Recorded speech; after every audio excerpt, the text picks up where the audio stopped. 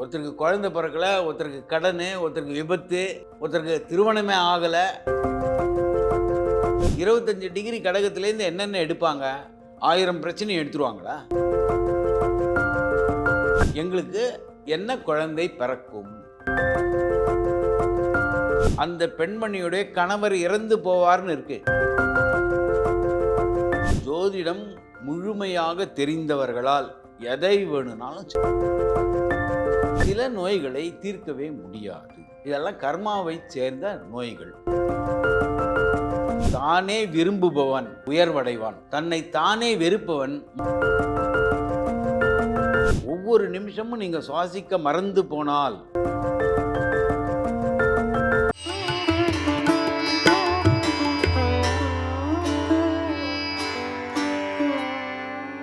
பிரணவ மந்திரம் நேயர்களுக்கு அன்பு வணக்கம். ஒரு ஜாதகத்தை தாண்டின விஷயங்கள், அதாவது நிறைய பேர்கிட்ட ஜாதகமே இருக்காது, ஆனால் அவர்களுடைய அந்த நிமிஷத்துக்கான கேள்வி மற்றும் பிறப்பு இறப்பின் ரகசியம் என்ன, அதை எப்படி நம்ம தெரிஞ்சுக்கலாம்னு நமக்கு ஒரு தெளிவு கொடுக்கறதுக்காக ஜோதிடர் லால்குடி கோபாலகிருஷ்ணன் ஐயா அவர்கள் நம்ம கூட இணைஞ்சிருக்காங்க. சார் வணக்கம். வணக்கம்.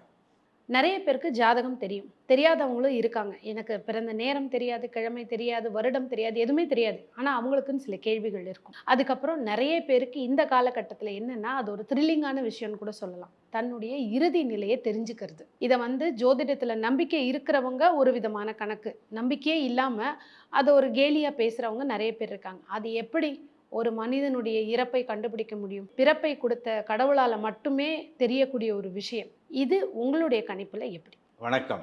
லால்குடி சப்தரிஷீஸ்வரர் அருளால் உலக மக்கள் நலம் பெற வேண்டும். ஜாதகத்தில் பிறந்த நேரமும் தெரியல, நாளும் தெரியல, நேரமும் தெரியல. இதுக்கு பிரசன்ன ஆருடம் மூலமாக வழியை கண்டுபிடிக்கலாம். இப்போ பிரசன்ன ஆருடம் பார்க்கக்கூடிய முறைகள் தவறாக இருக்கு. காரணம், நம்ம போகிற டைம் நேரம் 7:15 வச்சுக்கோங்க. அந்த 7:15 வரக்கூடிய லக்னத்தை வைத்து கணக்கு போடுவாங்க. கிட்டத்தட்ட சென்னைனா சென்னையில் ஒரு 1000 ஜோதிடர் இருக்காங்க. இப்போ இந்த 1000 பேர்கிட்டையும் ஒரு 1000 பேர் போய் கேட்குறாங்க, அதே 7:15ன்னு வச்சுக்கோங்க. ஆனால் இந்த 1000 பேருக்கும் பிரச்சனை வேற வேற. ஒருத்தருக்கு குழந்தை பிறக்கல, ஒருத்தருக்கு கடன், ஒருத்தருக்கு விபத்து, ஒருத்தருக்கு திருமணமே ஆகலை. ஒரே நேரம் 1000 பதில்களை சொல்ல முடியுமா? முடியாது. வேறுபட்ட விஷயங்கள். ஒரே 7:15 வைத்து கொண்டு கணக்கு போடுவது என்பது தவறானது. கற்பனையாவனா ஏதாவது சொல்லலாம் பலன், ஆனால் விஞ்ஞான பூர்வமாக ஒரே நேரத்தில் 1000 பிரச்சனையை எவ்வாறு கொண்டு வர முடியும்? ஒரே லக்னம், ஒரே புள்ளி. 25 டிகிரி கடகம்னா 25 டிகிரி கடகம் எல்லாருக்கும் அதே தானே. அப்போது 25 டிகிரி கடகத்திலேருந்து என்னென்ன எடுப்பாங்க? 1000 பிரச்சனையும் எடுத்துருவாங்களா? பிரசன்னம் பார்க்குற நிறைய பேர், ஆமாம் எனக்கு தீர்வு கிடச்சிருக்கு, நீங்கள் சொன்னது கரெக்டு, காணாமல் போன பொருளாக இருக்கட்டும், இல்லை உயிருக்கு போராடிட்டு இருக்கவங்க பிழைப்பாங்களா மாட்டாங்களான்னு இருக்கலாம், நீங்கள் சொன்ன மாதிரி டாக்குமெண்ட் சம்மந்தப்பட்ட விஷயம் இருக்கலாம், ஏதாவது ஒரு மாறுபட்ட கேள்வி.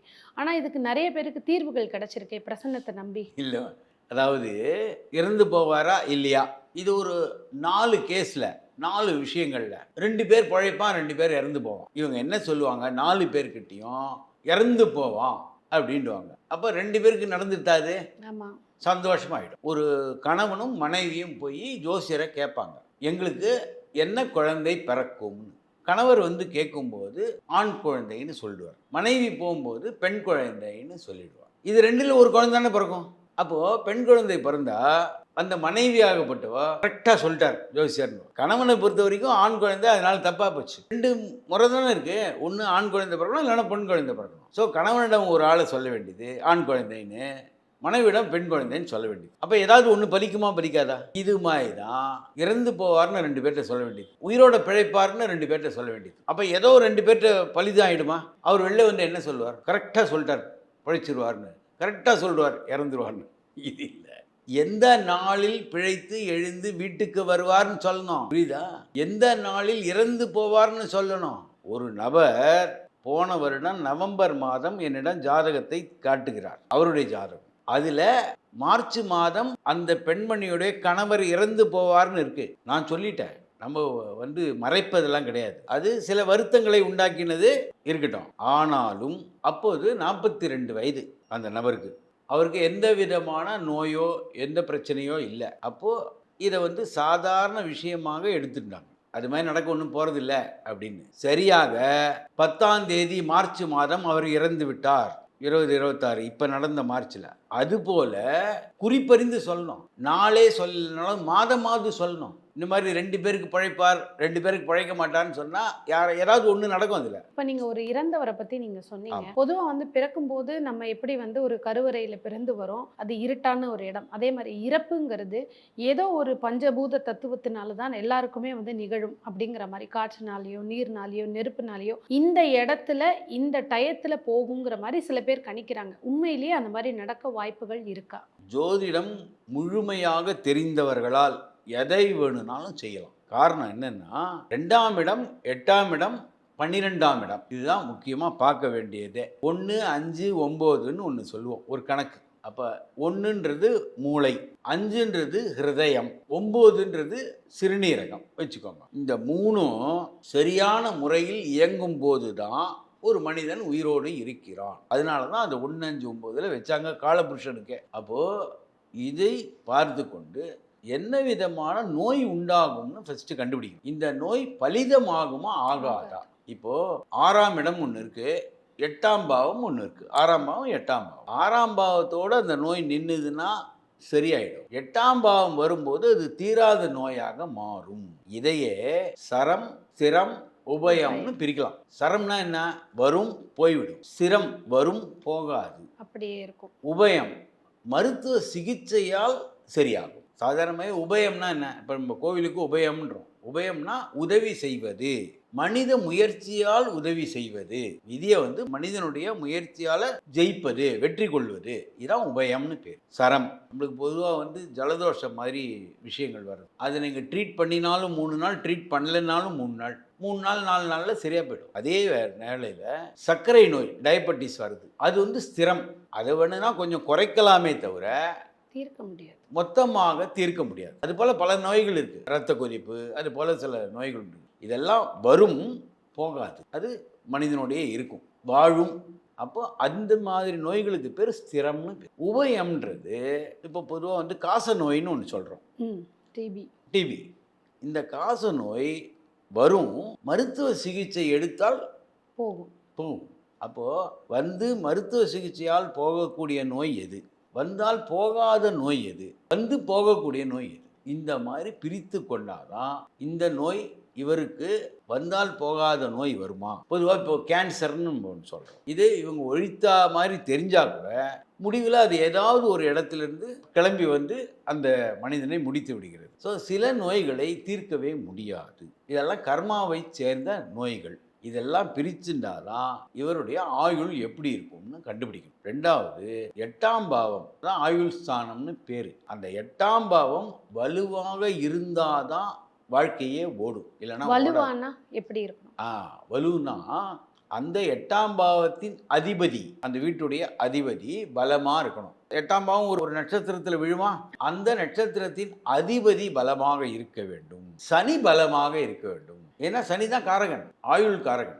இருக்க வச்சே எல்லா தண்டனையும் கொடுக்கக்கூடியவன் சனி. வாழ்க்கை என்பதே என்னன்னா பூர்வ ஜென்ம கர்மாவால் வந்த வினை. இந்த கர்மா இல்லைன்னா நம்ம இங்கே வர வேண்டிய அவசியமே கிடையாது. அந்த கர்மாவின் பிரதிபலிப்பு தான் வாழ்க்கை. அதுக்கான காரகன் வந்து சனி பகவான். சனி பகவானும் பலமாக இருக்கணும், 8ஆம் இடமும் பலமாக இருக்கணும், 8ஆம் இட நட்சத்திர அதிபதியும் பலமாக இருக்கணும். அந்த 8ஆம் இடத்து நட்சத்திர அதிபதி 64வது நவாம்சத்தில் போய் உட்கார்ந்தாருன்னு வச்சுக்கோங்க, அவருக்கே அவர் கெடுதல்னா மாரகத்தை உண்டாக்குவார்.